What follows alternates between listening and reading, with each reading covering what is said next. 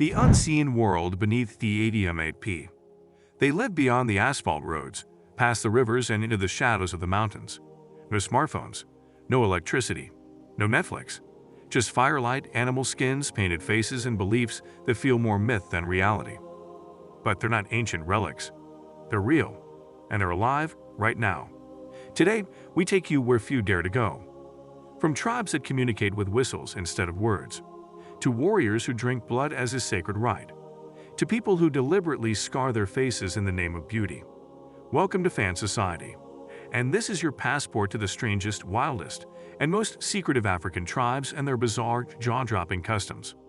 So tighten your seatbelt, grab your courage, and leave your modern sensibilities at the door. Because what you're about to see will shake your view of humanity. 1. The Himba, red dust and butterfly hair. Deep in the sun-scorched lands of northern Namibia lives a tribe whose appearance is like something from another world. The Himba people, often called Africa's Red Tribe. But why red? The Himba women cover their entire bodies in a homemade paste called achais, a mixture of butterfat and red ochre pigment. They apply it daily, not only as protection from the harsh sun, but also as a symbol of beauty and status. Their hair, twisted into thick, ochre-covered strands, sometimes shaped like butterfly wings or antelope horns, depending on marital status and age. Forget shampoo and conditioner. This is style sculpted by centuries of tradition. But here's the wild part. The Himba don't bathe with water. They cleanse themselves using smoke baths. They burn aromatic herbs, then swallow the smoke, letting it purify their body. To them, that is hygiene. And when you ask a Himba woman why she doesn't wash with water, she might say, "Why waste what the gods gave for cattle?" 2. The Mursi, lips that defy logic. Now, imagine piercing your lip, then stretching it, again and again, until you can slide an entire ceramic plate the size of a CD through it. Welcome to Mursi country in Ethiopia's remote Omo Valley. Here the Mursi women are famous for their massive lower lip plates, a tradition that dates back centuries. But why would anyone do this? Anthropologists have several theories. Some say it started as a way to make women less desirable to slave traders during colonial times. Others say it's a mark of strength, pride, and identity. But in Mursi culture, a bigger lip plate means a bigger bride price, often measured in cows. And the process? It starts in early adolescence. The lip is cut, and a small wooden plug is inserted. Over time, larger and larger plates are added. Yes, it's painful. Yes, it can break teeth. With the Mursi, it's a badge of honor. Try judging them by Western beauty standards, and you'll miss the point entirely. 3. The San West of the Wind. Now, let's step into silence. Welcome to the San people, also known as Bushmen, the oldest surviving culture on Earth, stretching back over 20,000 years. Found in Botswana, Namibia, and South Africa, the San are masters of the desert. They speak a click language, a symphony of sounds that include pops, clucks, and tongue clicks that seem impossible to mimic. But their strangest gift, their connection to the land. The San can track a wounded antelope for days across the Kalahari, through terrain that looks like endless sand. They read footprints, broken twigs, and even the angle of dust. It's a skill so refined, they can tell if an animal is tired or panicking just by its gait. And then there's the trance dance, an all-night ritual where the men circle a fire, chanting and stomping until they enter a state of altered consciousness. They believe they can heal the sick, speak to spirits, and even travel between realms. Science calls it hyperarousal. They call it numb, the sacred life energy. 4. The Dsanech warriors of the junkyard. Next up, a tribe that turns garbage into glory. In Ethiopia, along the banks of Lake Turkana, lives the Dsanech tribe, known as the junkyard warriors. Why? Because these people have turned modern trash into fashion. Plastic bottle caps become elaborate headbands. Watch straps are worn as necklaces. Old wires, spoons and keys, fashion accessories. In a place where resources are scarce, the Dsanech show that adaptation is beauty. But don't be fooled. These people are fierce. They are traditional herders, but also warriors. Body scars tell stories of hunts, battles, and bravery.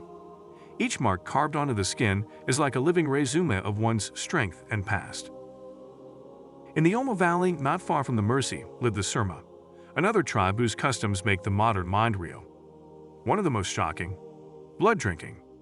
Young Surma boys must drink the blood of cows straight from the neck as part of a sacred coming-of-age ritual. No, it's not for show. It's real. They use a small incision in the cow's jugular vein, careful not to kill the animal. Then drink the warm blood as a rite of strength and connection to the herd. But it doesn't end there. The Surma are famous for their stick fighting, an ancient competition called donga. Two men face off, nearly naked, armed with long wooden poles. They clash until one is knocked down or bleeds. It's brutal. It's beautiful. And it's not just about strength. Winning a donga fight can earn you fame and even a wife. 6. The Fulani Bautuli in Pain. Let's travel west to Mali, Niger, and Senegal, where the Fulani people hold one of the strangest beauty contests on earth. The men wear makeup. They paint their faces, wear elaborate clothing, and dance for hours under the burning sun, all for the approval of women. It's called Jiruol, a courtship festival where Fulani women judge the men's beauty based on white teeth, symmetry, and, get this, the ability to roll their eyes back while dancing. But behind the beauty is pain. Fulani boys are traditionally whipped in public ceremonies to prove their bravery. The scars become lifelong symbols of pride. In Fulani culture, pain is proof of character. 7. The Kelor de Ai.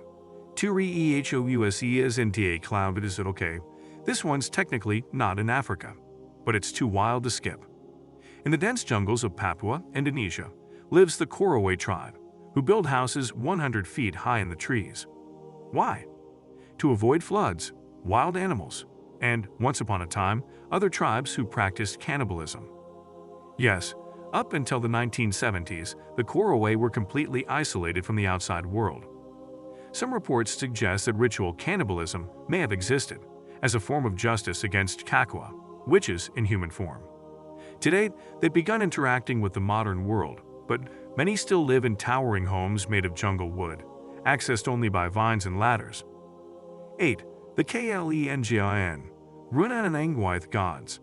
Ever wonder why so many of the world's top long-distance runners come from Kenya?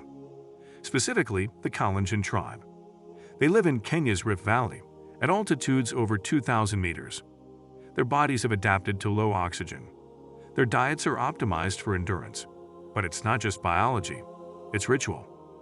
Young boys undergo a secretive initiation ceremony, which includes running barefoot through thorny terrain, being beaten with sticks, and enduring days of silent pain. Why? Because if you can endure that, you can outrun anything, even fear. Running is not a sport for the Kalenjin. It's a cultural weapon. Beyond borders, beyond BLIF, we often imagine the world as mapped, measured, and fully explored. But it isn't. Hidden across deserts, jungles, and rivers live entire societies built on rules that defy our logic, but make perfect sense to them. To understand these tribes is to understand a piece of humanity that most of us have forgotten. A life where pain is sacred, beauty is wild, and tradition is everything. You may not agree with their customs. You may not even comprehend them. But in a world moving too fast, their stories remind us. There are still people who live slow, live raw, and live real. So the next time you feel like you've seen it all, remember this. You haven't even scratched the surface. This is Fan Society, and we just took you deep into the heart of Earth's wildest tribes. Don't forget to like, subscribe, and tell us which tribe shocked you the most. Or maybe which one you secretly admire. Until the next journey, stay curious.